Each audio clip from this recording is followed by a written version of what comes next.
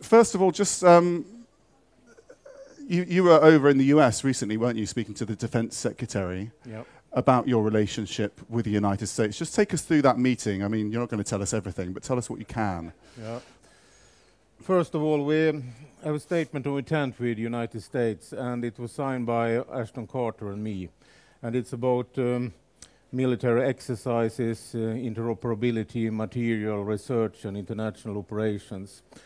And we have since then developed our cooperation, security cooperation and military cooperations. And when I met Mattis, the message was the same. The statement of intent is valid, and we will continue as we did before. So the same as under the Obama administration, same relationship? Yeah, the same relationship. And I also talked about this statement of intent with other representatives for the U.S. Armed Forces, Army, Navy, and the Air Force, and the message is the same. And we are planning for the future in the same way we did before. So I cannot see any change in the basic cooperation between United States and Sweden.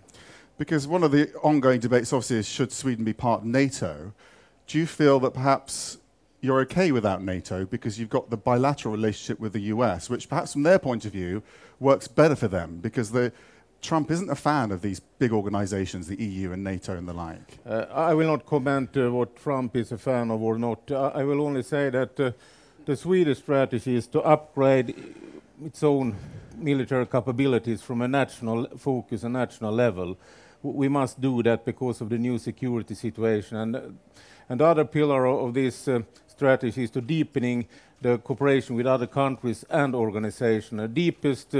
The deepest cooperation we have is with Finland. We also have planning how to handle crisis beyond peace with Finland.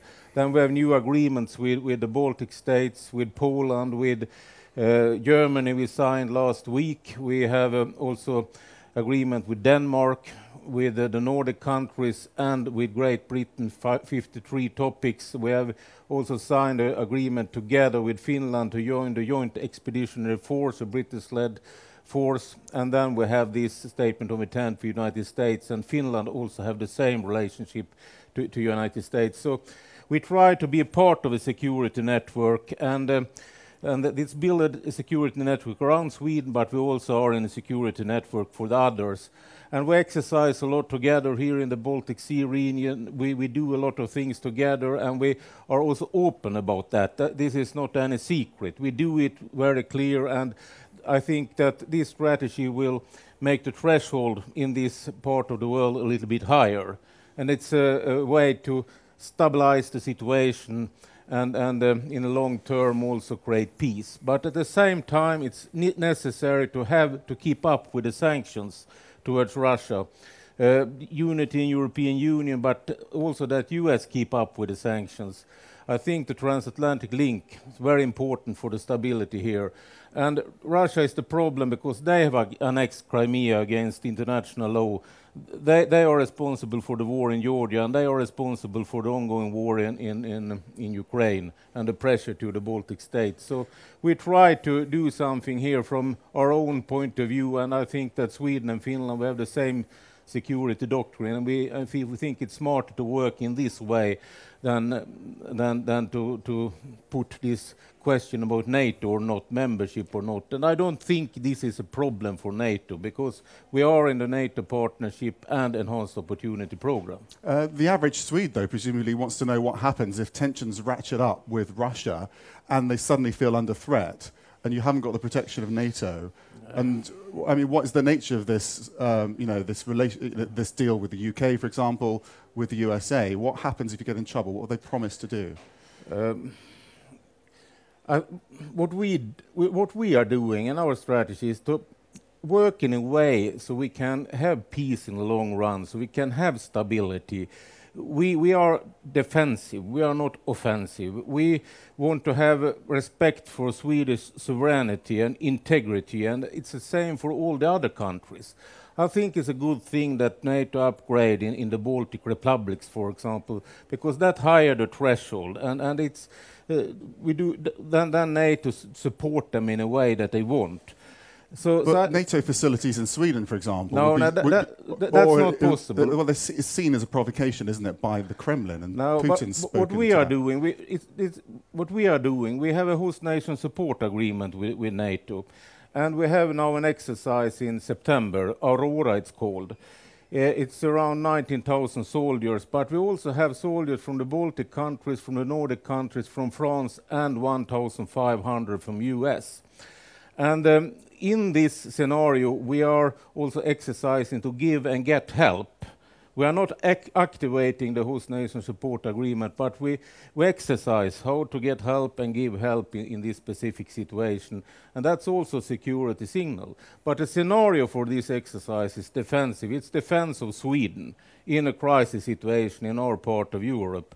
So we have no offensive ambitions. We only want respect for international law, and the problem is that Russia have shown that they are ready to use military power to fulfill political goals against international law and order. Example, Crimea. You say that, but the Russian ambassador to Sweden today asked what the hell your planes were doing so close to their airspace. So they think that you're provoking them. We are not provoking anyone. We are flying on international airspace, and he can say what he wants, but it's not changed the fact that we have the right to fly on international airspace. But the messaging that you're giving here, they're giving there as well. And this is all about, this is the sort of tension we're talking about, isn't it? I think he understands that everybody have a right to fly in international airspace, and we are not provoking anyone, and we are not flying Why do you have to get so close to Russian airspace? Yeah, we have right to be on international airspace, and that's the fact. But is that a demonstration of your use of that space? It's not enough demonstration of nothing. We have the right to be there, and there's no reason for me to explain why we are flying on international airspace. I'm playing devil's advocate just because the Russians are here. We have also U.S. aircrafts that have been in the same position, and they are also flying in international airspace, and we have right to do it, and no one have the right to say that we don't have that right. Apart from there might be some people in Sweden to say that we don't want this tension, just fly a bit further back. But we are not creating any tension. We are always following the rules and the regulations, and it's others that have shown that I have other ambitions. And Crimea is the main example in this part of the world. Are you on the same page with all the Nordic countries when it comes to standing up to Russia? Do you have discussions about that quite regularly? Yeah, we have discussions. We have the same analysis of the situation. I think we agree with each other, and we are deepening our cooperation. We exercise a lot together. One of the most important examples of this is that we, on a weekly basis, exercising the Swedish, Norwegian, and Finnish Air Force in the northern part of this region. In cross-border training, as we call it. That is good for the pilots, but it also a security signal every week. We also have a big exercise with 10 to 11 countries involved with over 120 aircrafts, Arctic Challenge exercise. Now we are planning together with US and the Nordic countries to develop this exercise into what we call a Northern Flag exercise, and I hope we will have it 2019. That's our plan. So we work in different ways to have clear signals, to fight for our integrity, and show together that international law must be valid in our part of Europe. So it is a demonstration? No.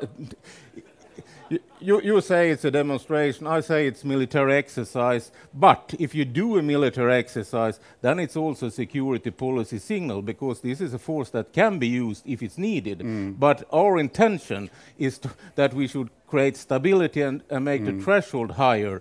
I think to have a higher threshold is very important, to have the balance. But we also have the duty of the foreign ministry.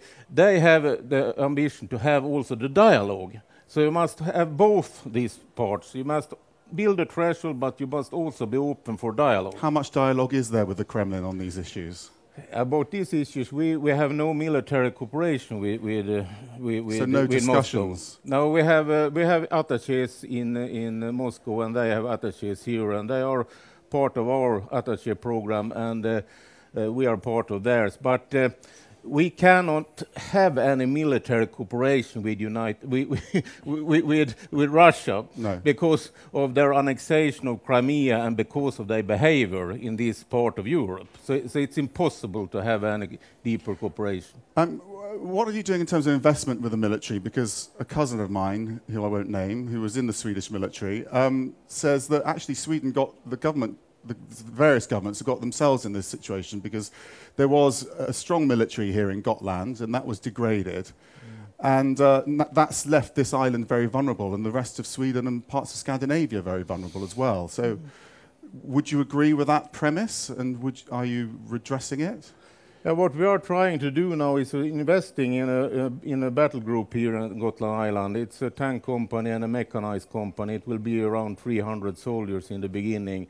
Then we have more of naval presence here. We have a quick reaction alert force on the Visby airport here, and we have more of exercises here.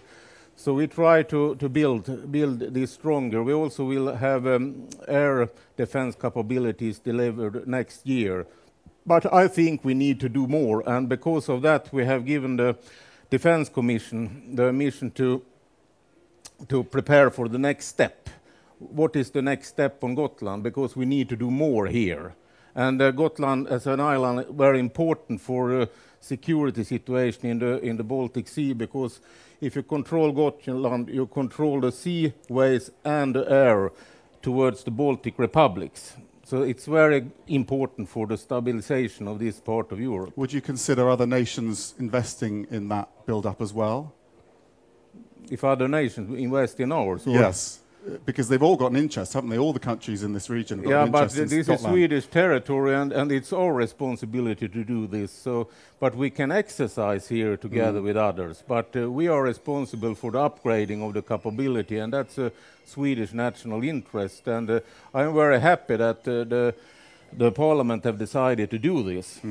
Obviously, every government department is fighting for resources. How are your, what sort of how open is the financial ministry, for example, in sort of giving you the resources you need to, because it's very expensive, isn't it, any sort of military involvement? We have a plan with 17 billion Swedish crowns until 2020, and I think that in the Swedish government there is a knowledge and an interest and a responsibility for upgrading Swedish military capabilities, and we want to have also broad agreements in the Parliament, and until now we have support from 70% of the Parliament for what we are trying to do now with upgrading capability and cooperating with other countries.